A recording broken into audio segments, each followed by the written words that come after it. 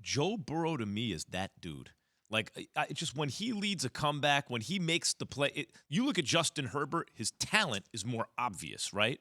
But when I think of all the post-Mahomes young guys, if I had to guess who's going to win championships, I know he's on the Bengals, Joe Burrow.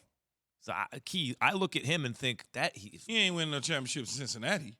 I guess not because of the organization, but he does have him at 3-1 right now. Yeah, I mean, but yeah, he does. It's not real. I mean, they're still dreaming because nobody in Cincinnati. When's the last time they saw Cincinnati 3-1? That's what I'm saying. When you have a bad franchise, a poorly run franchise, can a winning player turn that around? And if he can, what does that say about him? Because you're going to get winning players. They're a losing franchise, but they've had a moment here, a nice draft pick there.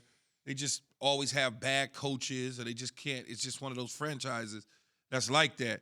He's good, though. I mean, he's certainly good. Can I say something crazy?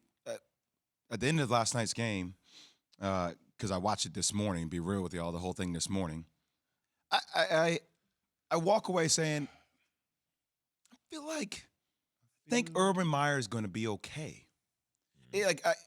It's easy for everybody to throw salt and say it's not going to work out. I mean, that's the very common thing to do with Urban Meyer, right? Because of some decisions he's made in the past, and I get all that.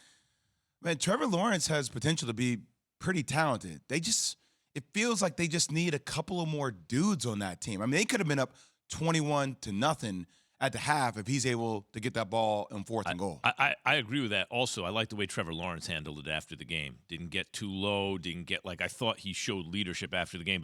When you take over the worst franchise in the league from last year, it's going to take time. Like, just because you're Urban Meyer and you get all these powers doesn't mean that you're going to turn around a franchise in your first season. I mean, you see glimpses, right? James Robinson, what he was able to do last night. You wonder what Travis Etienne would be able to do if he were healthy. He's obviously had a season-ending injury. They weren't able to land big-time talent. Now, there's some things that he did early, in his tenure that makes you probably think he turned people off. But they're there. It's not like they're that far off. He's been on the job 9 months now. About 9 months. Yeah. Looks like he's weathered in 9 months, though. And I know what you're saying, Jay, about people saying that he's going to quit, he's going to do this and that.